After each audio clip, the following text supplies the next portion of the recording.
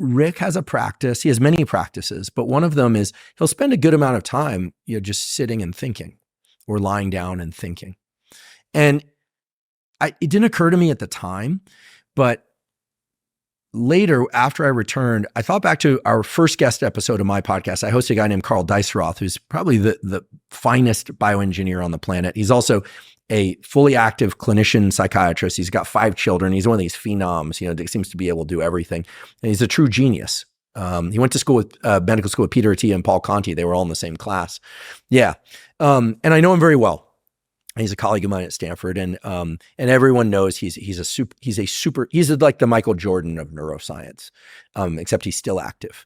And that is not a statement about personality, just in terms of successful hit rate. And Carl described a practice that he does after he puts his kids to sleep, of where he deliberately sits completely still and forces himself to think in complete sentences. And this set off a light in my head when I realized Rick does a form of this and Carl does a form of this. If you read the new Elon Musk book, they talk about Elon doing a form of this. The great Richard Feynman, physicist, Nobel Prize winner, talked about going into flotation tanks and doing a form of this. Einstein did a form of this. So what are we talking about? So I'm a neuroscientist, but I'm certainly not as smart as any of those guys. What we're talking about is body still, mind active.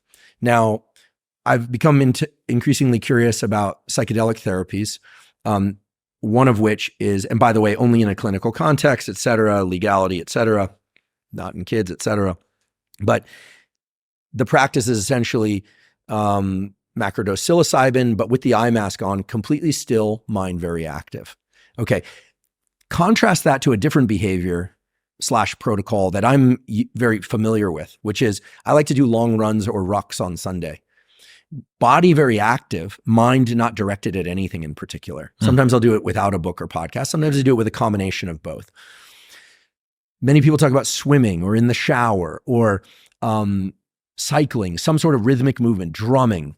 The great Joe Strummer was really big on campfires. I was going to mention this earlier, but I'll mention it now, that as an alternative to alcohol consumption, get your friends together around a fire. By the way, the light from fire does not disrupt the circadian system. This has actually been shown. Candlelight, moonlight, firelight, as bright as it is, it's just very low lux. So that's where great things happen, independent of alcohol, right? Around a campfire. It goes way back in our lineage. So there are these 2 states of mind and body that I find fascinating, to the point of being intriguing, to the point of having modified what I do now, because they're the inverse of one another. Body completely still or close to completely still, mind very active. Could be with psilocybin, but that's not the protocol I'm recommending. I'm talking about some very, very smart, extremely accomplished people who all did the same thing. The other is body very active. Mind isn't still, but is not deliberately channeled to any particular linear kind of story or something like that. There's a state in sleep where our body is literally paralyzed and the brain is extremely active. It's called rapid eye movement sleep. So I'm sort of raising a flag for this potential protocol / practice. I don't have any peer-reviewed science to support what I'm about to say, but I have enough examples of extremely accomplished people now in front of me to realize that there's something special about divorcing mind and body function temporarily, deliberately, sitting there and just thinking. And recently I had a conversation with the great Paul Conti, and the addition of the words "the great" in front of him are appropriate here. I believe, based on my observation of his clinical work and intellectual acumen, that he's the finest psychiatrist of our age, clearly integrating from so many backgrounds. He's worked with a ton of interesting people. Coming on the podcast in December. Amazing. And he's just phenomenal, right? Not just about trauma, but about everything, personality types, narcissism, gaslighting. I mean, people throw those terms around like crazy. Paul will tell you what it actually means, okay? What those terms actually mean.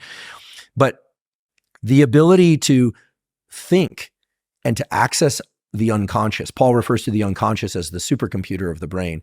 For the unconscious mind and the conscious mind are always in a dialogue. But here's the theory, here's the hypothesis, that when we bring our body into states of stillness in REM sleep, in these deliberate states that I just described, that these other people actively engage in and have for a long time, that the unconscious mind can start to take over a larger percentage of that conversation, and we have access to new ideas, new ways of structuring thought, et cetera. And I don't think one requires psilocybin to do it, but I do think that is one avenue into it. Reliable. That's reliable. It also carries certain hazards, right? Because it's like being put on a mental rocket ship to some extent. It's not like DMT, but very little control over where one's cognition goes, although there is some in there. Anyway, I just wanted to throw this up on the wall because it's always fun to talk about new things and kind of what's coming, what I think is coming next. I think if I were to make a prediction, I think in the next 2 years, you're not just going to hear about meditation, non-sleep, deep rest, something I'm a big fan of, yoga nidra, hypnosis, but also whatever we want to call this, you'll probably come up with a better name than I can, body still, mind active states to access different aspects of our unconscious and cognition. And I must say that we do this with the phone.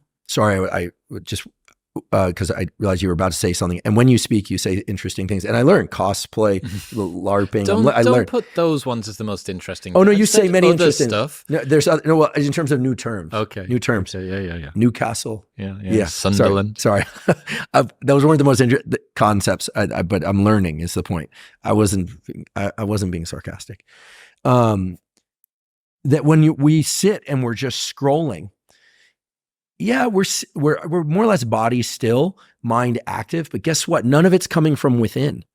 It's all coming from the outside. So whether or not it's psilocybin in the eye mask, or Carl sitting there, eyes closed, deliberately still thinking, or Feynman in the salt equilibration chamber, the flotation tank, or Rick lying there thinking whatever it is he happens to be thinking, whatever amazing album he's going to now help produce, or Einstein. I mean, we can think of the phone and the scrolling as lending itself to less ability to focus and ADHD, but just the real crime, the real insult to humanity, for me, the real cost is what about all the creative imagination of things that come from inside that could be generated by people in that time. So I've started doing a practice of 20 minutes a day of just sitting and eyes closed typically. Sometimes it's right as I wake up, but usually it's not. And just trying to think about certain topics and hold those topics in a kind of a linear way, or sometimes just letting stuff geyser up. Anyway, some people might think of this as like completely wacko woo, new agey stuff. But the list of names I read off there of people that do that and have been doing this for a long time and attribute this practice as one of the major sources of their best ideas is a non-trivial list.